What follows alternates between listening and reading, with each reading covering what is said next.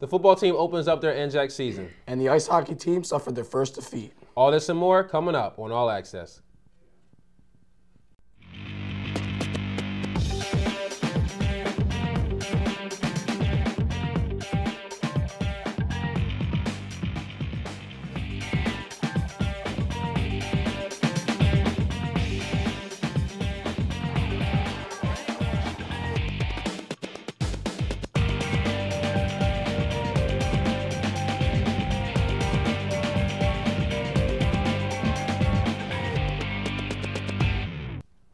Welcome to a brand new season of All Access, the show that gives you the latest on Rowan athletics. I'm Cody Decker. And I'm John Patterson. We have a lot to cover, so let's get right to it.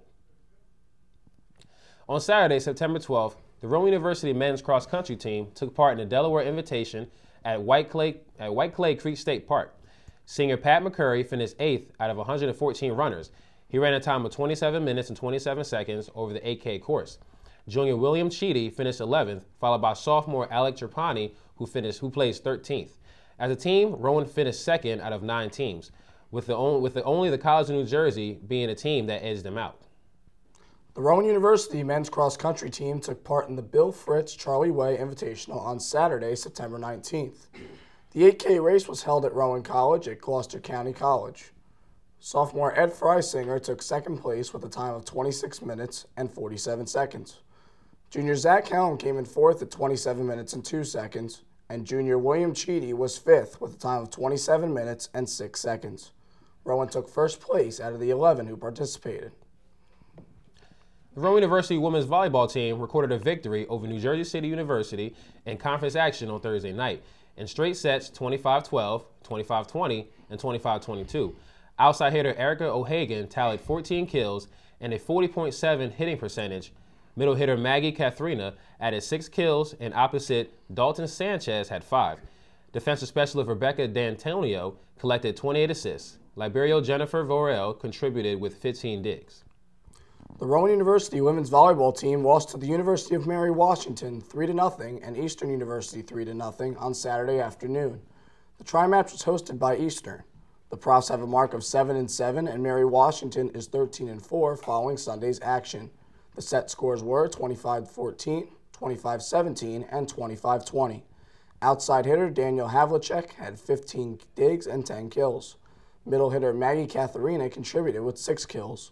Setter Mary Grace Testa chipped in with 14 assists, and defensive specialist setter Rebecca D'Antonio had 10. Rowan travels to Stockton University on Tuesday, September 29th for a 7 p.m. conference match. The Rowan University women's soccer team faced the Cougars at Kane University on Wednesday night. Profs goalkeeper Courtney Simpson had 5 saves. For the Cougars, Casey Nunez stopped 3 shots, and both teams went on to a scoreless tie. The women's soccer team is ranked 10th in the NCAA. The team went on to battle against the Rutgers Newark Scarlet Raiders on Saturday night. Midfielder Megan Carhitty tied the score at 65 minutes and 4 seconds as she deflected a shot into the net. Profs goalie Shelby Money made 2 saves, and Maxine New recorded the game winner, as the Profs improved to a record of 5 wins, 1 loss, and 1 tie.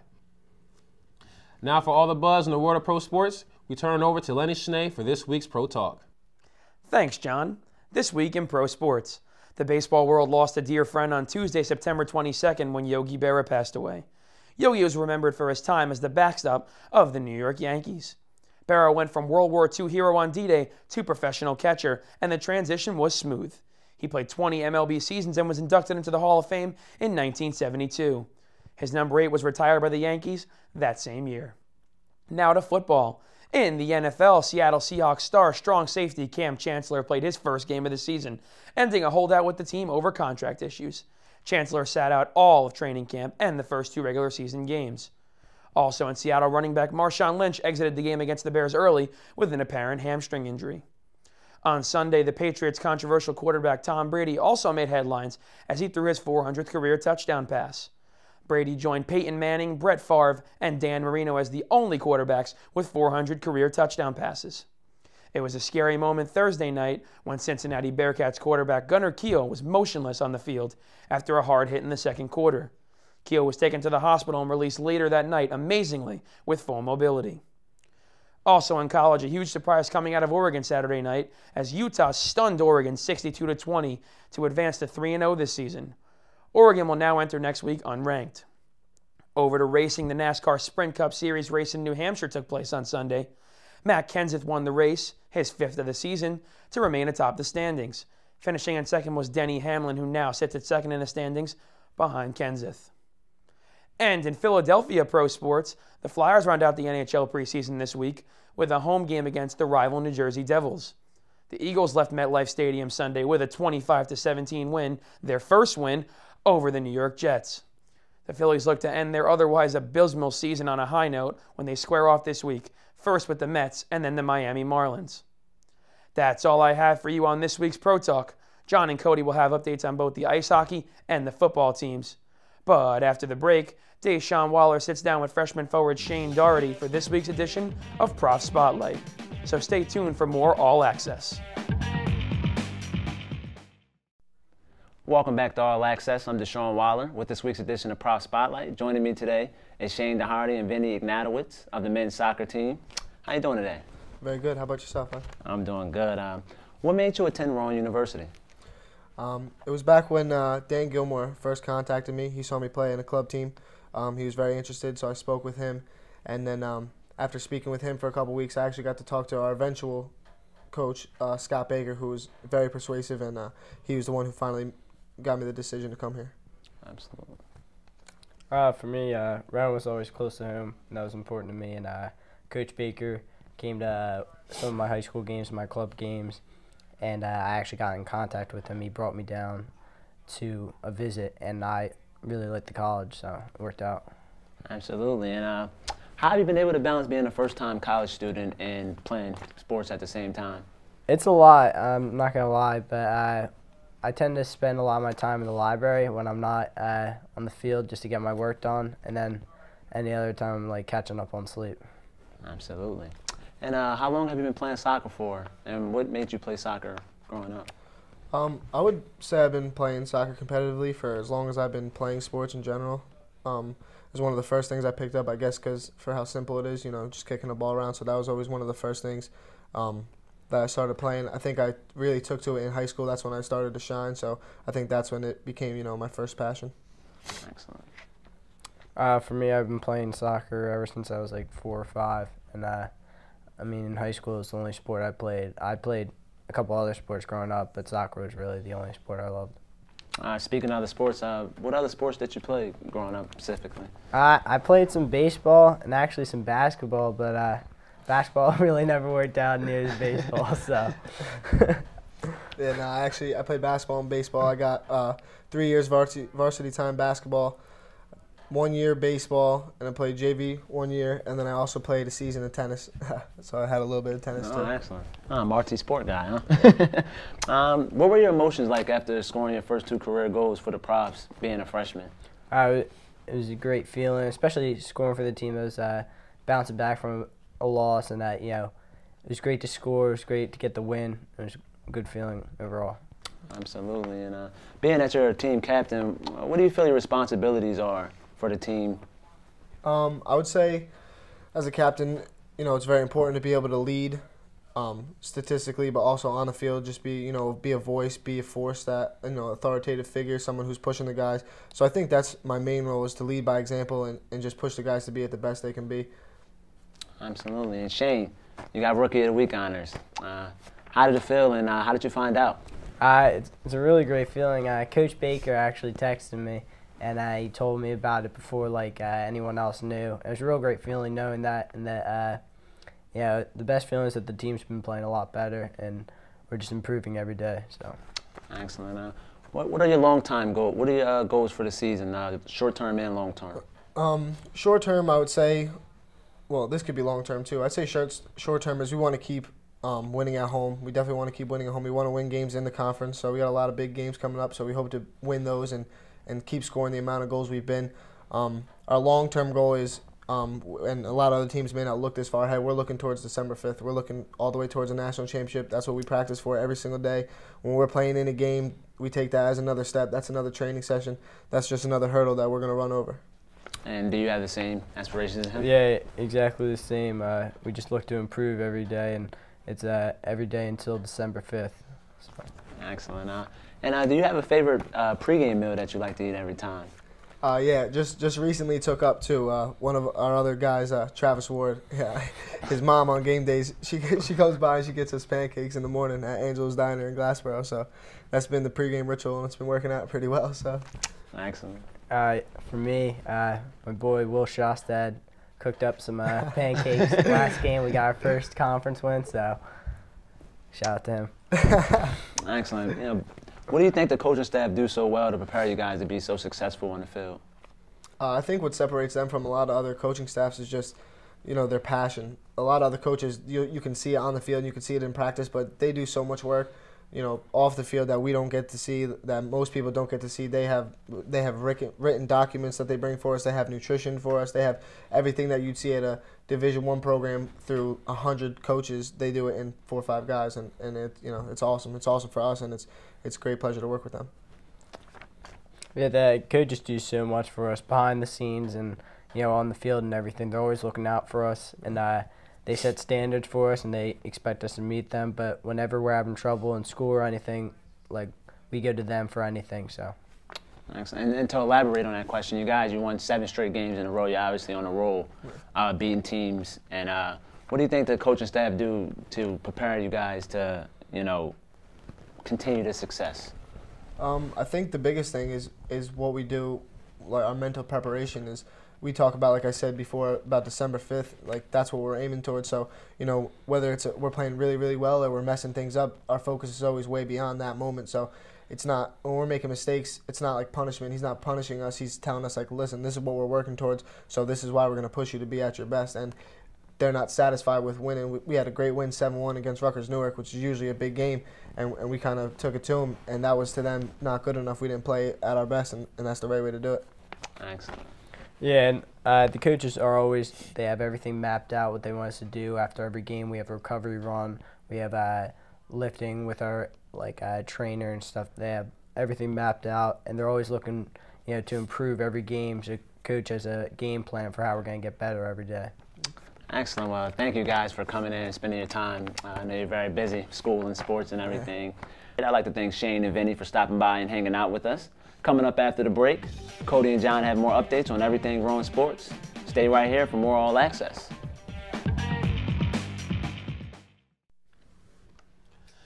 Welcome back to All Access. We have hockey and football highlights, but first, let's start it off with updates on the men's soccer team. Cody? Thanks, John. Rowan University men's soccer team defeated the Knights of Berkeley College in a 6-0 shutout Wednesday night. Rowan goalie Kyle Dennis recorded a save. Props forward Shane Doherty recorded 2 goals. Midfielders Shane Kohler, Kevin Pereira, and Derek Carpio each had a goal and an assist. Jake Connors, Enzo Scala, and Mike Kloss contributed with goals, as the Profs extended their record to 7-1. The men's soccer team went on a scoring frenzy as they faced Rutgers Newark Scarlet Raiders. In Saturday's game, freshman midfielder Blake Kozowski of the Profs scored 2 goals off the bench. Profs players Shane Patterson, Jake Connors, Shane Doherty, and Vinner Ignatowicz each scored 1 goal apiece. Midfielder Kevin Pereira and forward Shane Kohler each had an assist, as the Profs won their 7th straight game. The Lady Profs field hockey team went up against the Eastern University Eagles, who were on a 5-game win streak.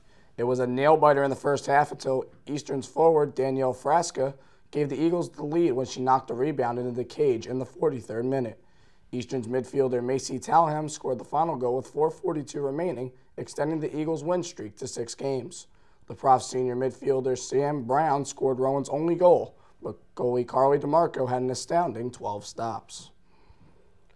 On Wednesday night, the Lady Profs took on the 7th-ranked Ursinus Bears. The Bears defeated the Profs 4-1, giving the Profs his 4th loss. Forward Amber Stingerwaite scored 1 goal and assisted with 2. Forwards Devin Brake and Samantha Machino and Daniel Strong each scored a goal. Forward Brooke Overly and midfielder Stephanie Cooper had 1 assist each. Midfielder Johanna James of Gloucester City scored the Profs' only goal. Profs goalie Carly DeMarco had 7 saves, earning the NJAC Defensive Player of the Week. The football team opened up their NJAC season on Saturday, September 19th, when they visited William Patterson.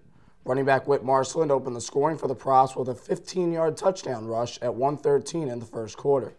William Patterson would respond with a 28-yard field goal in the second, but would not be able to score the rest of the game. The Profs defense had 4 interceptions, including 2 picks from defensive back Jared Sanchez. Rowan would continue to tack onto their lead with a Whit Marceland 7-yard touchdown run at the end of the first half, 2 field goals in the third quarter, and a Dante Pinckney 46-yard touchdown pass to Russ Fortune in the fourth, with a final score of 26-3. Marceland tallied 28 rushes for 116 yards and 2 touchdowns, while breaking his 18th school rushing record for the most rushes in a career with 673. Pinckney had another solid performance, going 11 of 16 for 139 yards and a touchdown. Next up, the Profs will face Montclair State in their home opener. Coming off the Week 3 win, the Profs played a primetime Saturday Night Lights game against Montclair State University. In front of a capacity crowd in brown and gold, the primetime field was existent in a close matchup. Kicker Tyler Knighton hit a 24-yard field goal in the first quarter to give the Profs a 3-0 lead that they would hold going into halftime.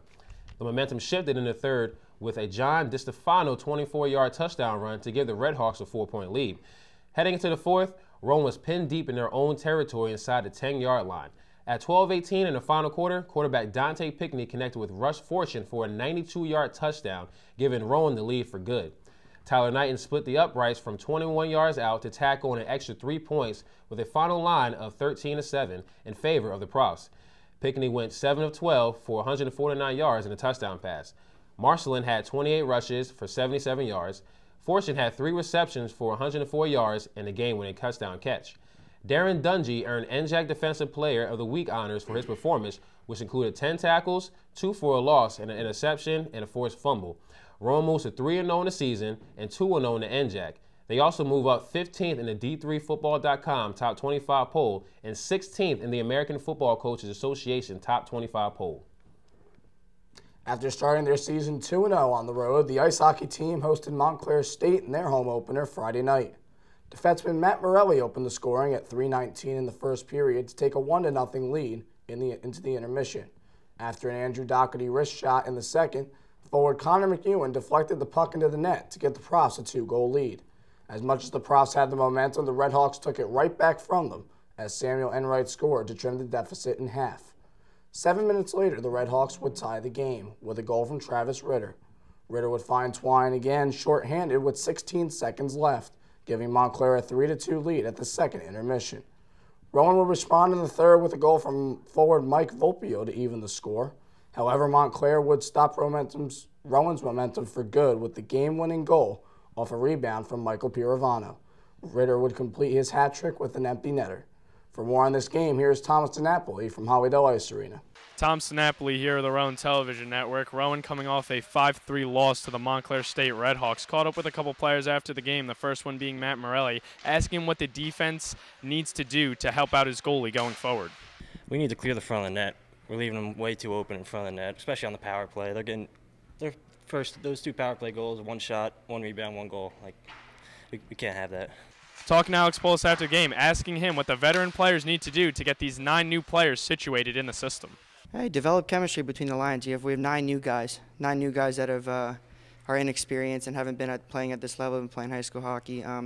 We got to get them back in the groove of things. Us leaders on this team, we need to show them what we're capable of and what we do out there. And like I said, play both ends of the ice. It killed us today. We played only the offensive ice, and it really hurt us in the end.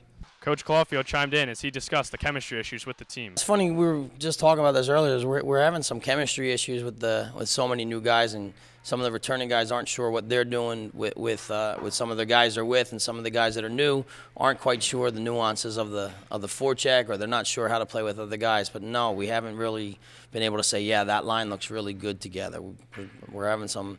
Well, it's funny because last week the one line I'm rotating in and out is the line that scored 3 goals in 2 games. So those guys are. It's nice to know we have that kind of depth where we can run 4 lines, and the younger guys, there's mostly younger guys and new guys, that they've been able to jump in and contribute like that. And that wraps it up here from Hollydale Ice Arena. Rowan falling 5-3 in this one. Want more Rowan ice hockey coverage? Please check out the RTN YouTube page. After accepting defeat, the Profs will have to rebound against new Conference Edition Army at home. The Legion of Zoom made its presence known early as forward Mike McGahee scored in the first period, taking a 1-0 lead into the locker room. Rowan would add on to the lead with 2 goals from forwards Alec Nikolai and Brett Lechewski. Nick Curtin of Army responded with 2 goals of his own to lower the deficit to 1, but defenseman Matt Morelli fired back with a goal of his own to add to his impressive stat line this season with 4 goals. The Pros took a 4-2 lead into the third.